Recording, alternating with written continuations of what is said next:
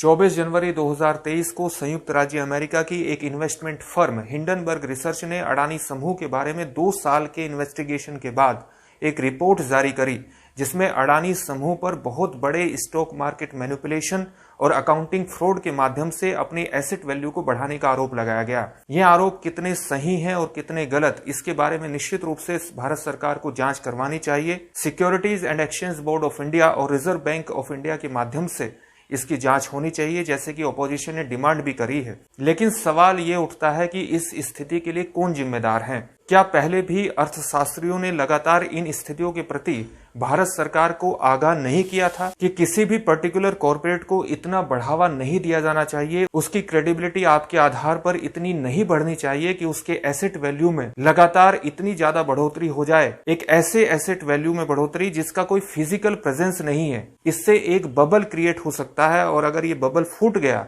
अगर ये गुब्बारा फूट गया तो बहुत बड़े स्तर पर निवेशकों का नुकसान होगा। पिछले 2 दिनों में निवेशकों के 4,20,000 करोड़ रुपए डूब चुके हैं। खुद अडानी ग्रुप के एसेट वैल्यू में $20 बिलियन की कमी आ चुकी है और वो दुनिया के अमीर लोगों की सूची में तीसरे नंबर से सीधा 7वें नंबर पर लुढ़क गए हैं। दुनिया भर से आने वाली अलग अलग रिपोर्ट का अगर आप अध्ययन करें तो वो भी कहीं ना कहीं दाल में कुछ काला है, इस तरफ इशारा कर रही थी पहले से ही। ऑक्सफैम इंडिया की रिपोर्ट पर मैंने अनरियलाइज्ड गेन्स के बारे में चर्चा की थी। अनरियलाइज्ड गेन्स के बारे में मैंने उस वीडियो में क्या कहा था, आप जरूर सुनिए। रियलाइज्ड गेन्स क्या होते हैं, इसे मैं आपको एक उदाहरण के माध्यम से समझाता हूं। मान लिया आपके पास 10 ग्राम सोना रखा है जिसकी वैल्यू लगभग 40,000 रुपए है और अचानक इस सोने की वैल्यू बढ़ते बढ़ते मार्केट में 55,000 रुपए या 60,000 रुपए हो जाए। जैसे वर्तमान में 10 ग्राम सोने की जो मार्केट वैल्यू है वो लगभग 58,000 के आसपास है। तो बैठे बिठाए आपको इस 10 ग्राम सोने पर 18,000 रुपए का गेन हो गया।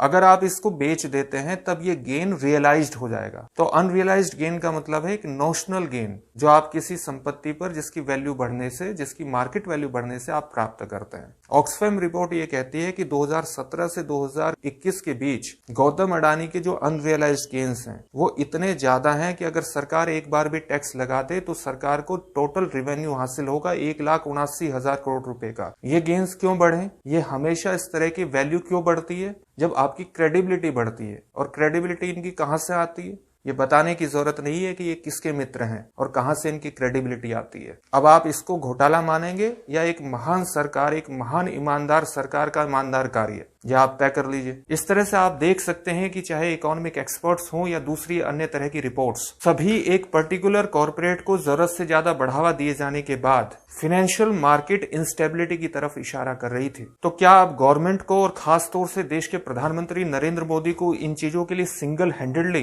रेस्पॉन्सिबल माना जाना चाहिए? क्या देश के प्रधानमंत्री नरेंद्र मोदी को अपने लगभग 8.5 साल के कार्यकाल में 3 बड़े इकोनॉमिक डिजास्टर के लिए जिम्मेदार नहीं माना जाना चाहिए? सबसे पहले नवंबर 2016 में डीमोनेटाइजेशन का डिजास्टर, फिर जुलाई 2017 में एक फ्लोट जीएसटी लेकर के आना, और अब एक पर्टिकुलर कॉर्पोरेट को इतना ज्यादा बढ़ावा देना कि जब उसका गुब्बारा फूटा तो देश की पूरी फाइनेंशियल स्टेबिलिटी ही खतरे में पड़ गई। ये सवाल जरूर पूछा जाना चाहिए कि इसके लिए पर्टिकुलरली किसको जिम्मेदार माना जाए और प्रधानमंत्री को इसके लिए सिंगल हैंडेडली रेस्पॉन्सिबल क्यों ना माना जाए।